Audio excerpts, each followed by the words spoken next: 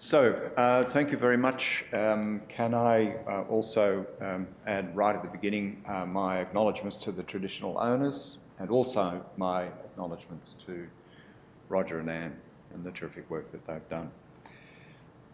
It's probably fair to say that most of us, I guess, have a general shared view that the story of history is at the very broadest level a story of human progress, although since the events of about June last year, one could be forgiven for revisiting some doubts about that. But really the serious claim is that despite the record of oppression, exploitation, inequality, there's also been a sense of developing aspiration, knowledge and achievement through time.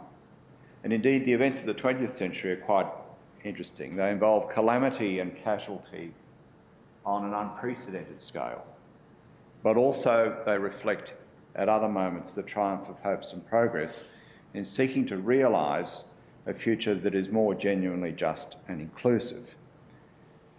My few short remarks today are intended to remind us that in tracing progress in the most general way, we can also point to quite specific and relatively short moments in our past which seem to capture the energy and essence of progressive action at a political level in a brilliant condensation of thought and action in little flashes of time. And I think that in Australia there are a couple of examples of that, or more than a couple, but one of them is the period of government of T.J. Ryan. And I want to argue that we should think of Ryan's time as a time of legacy, but with a lively and relevant and contemporary ring. And in the several examples I'll come to, I'll try to make the links, some of them very much in the context of their time, but some which were significantly, or seem to have been significantly ahead of their time, whether one should think that or not. With the knowledge of hindsight, we can see that not only in an Australian context, but also an international one, they heralded a triumph of human progress which has, in some ways, and in many places, still to be realised. Now, a small note here. My comparisons are for the purpose of brevity and clarity between 2017 and 1917. And there's something of a small chronological licence in talking about 1917. I'm really talking about the period that one could traverse when you look at the actual reforms between 1915 and 1922.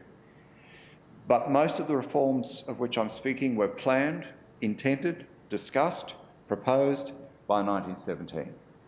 But many were enacted later because of the success of obstruction and opposition, and it was in some cases left to the guile and craft of Theodore, who succeeded Ryan as Premier, to actually get them through. Of conspicuous note, as we review the achievements in the context of the rapid vacillation and policy reversals or abandonment that's such a feature of contemporary politics, is a characteristic of holding fast to principle and leading steadily towards goals despite an opposition in both society at large and in Parliament. Ducking and weaving just doesn't seem to have been as much part of the landscape. So I've got 8 themes that I want to reflect on in looking at this time. Discrimination, equity in the distribution of wealth, evidence-based approaches to justice, housing affordability, food production and producers, consumer protection, evidence-based security and foreign policy, which at first glance you might find a bit odd at a state government level, but I'll explain why, and the importance of education. So the first of these, in 2017, probably one of the issues of discrimination that has significant currency is that of same-sex marriage. In 1917, so 100 years before, there was action on gender equity. I might say there wasn't much action on some other kinds of discrimination, but in particular, one of the things that we saw in the Ryan period was the admission of women to jury service and a change in the Marriage Act which allowed women to initiate divorce proceedings, which they hitherto had been excluded from. In terms of equity and wealth, we have continuing and circular arguments in Australia about tax reform and about levels of funding for social and health services.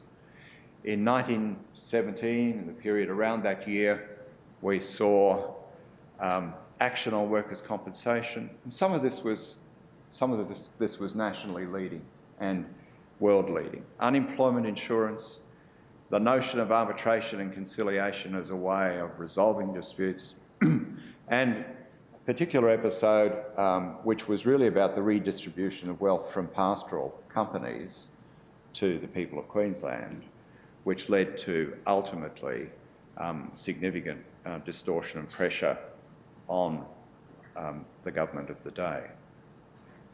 In 2017, we never hear the end of the law and order themes. We have really significant issues that have not yet been dealt with for evidence-based reform across a range of issues. In particular, sentencing, drug laws, but there are many others that people here could think of. There's one issue from 100 years before which stands out in terms of the administration of justice. Soon after it came to power, the Ryan government executively commuted the death sentence for cases that were awaiting its execution, but could not actually get the death penalty off the statute books until 1922.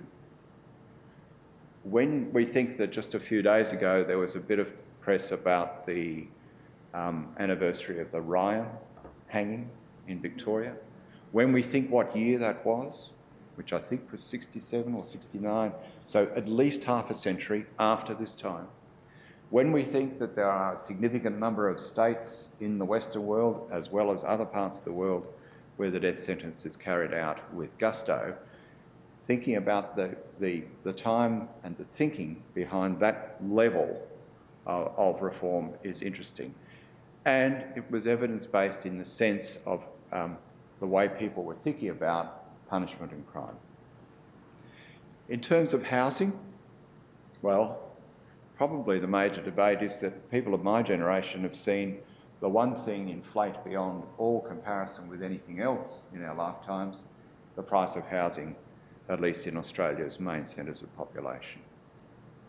In this period 100 years before, we saw fair rents legislation, and I think the Fair Rents Court was in place for many decades, but was wound up during the Bjelke-Petersen period. I'm not totally sure about it. There are others here who may know that more. In terms of food production, there's some interesting comparisons. There is a continuing problem in the dairy industry and the pressure that the primary producers are under from powerful middle agents. We've got a continuing issue about the conflict between agriculture, quality of land, soil and water, and the extraction of gas. And that's probably going to get louder in the next few weeks and months. We have the issue of local food versus food that's travelled a long way. In the period 100 years before, a lot of those issues weren't there, but what was there was a concern that primary production be a protected thing at least in the sense of assuring marketing and outlets. And the Committee of Direction, the COD as it was called, was one of the economic and production reforms that was aimed to address that. In terms of consumer protection, there are many issues about quality and price, the effect of cartels in a number of ways, collusion in the market. It was a long and difficult road for the Ryan period, but the idea of trying to counter the effect of monopoly, either through direct legislative action or through setting up state-owned enterprises that the theory of which was that they would undercut price or force price competition, which would prevent an inflation which would occur if the production concern was left just to monopoly, led to the state enterprise idea. In terms of evidence-based security policies, we're very familiar with the use of fear in politics. It's quite interesting to hear. I think the President of the United States, recently elected, might even have got a Tony Abbott phrase book for some of the things that have been said in the last little while. And I don't know about others, but when I see the black-shirted people who now greet you when you arrive in Australia from overseas, who have written on their shirts, Australia Border Force, I really cringe at where we have gone in that regard.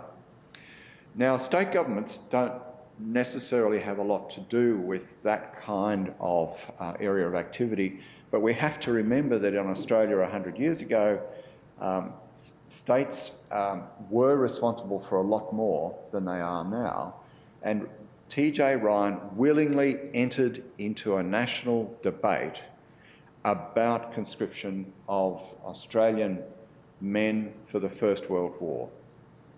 And he did that not because he was opposed to the war, I wish I could say he was, but he wasn't, but because he found no evidence for the notion that volunteering was not going to raise sufficient numbers. And through his weight, and was the only political leader at state or federal level of note to actually hold behind him an entire government in sustaining an argument against the introduction of conscription during the two referenda. Frankly, I can't point to a lot of education reform during the Ryan-Theodore period. But in the same way as we have some current debates about the importance of education, and then behind that a range of inquiries and so on, about which we'll be hearing more later in the morning. The personal phenomenon of Ryan himself was that he came from an educational background, and that's in contrast to some later leaders of the state, and himself always espoused values associated with the advantages of education. So really, those are the few brief remarks I had. We're really talking about Ryan. I've added Theodore's pick because he actually brought off a whole lot of the things that had been thwarted. It's important to know that these reforms were resisted by a press and an opposition that characterised the reformers as incompetent, profligate spenders who didn't know what they were doing.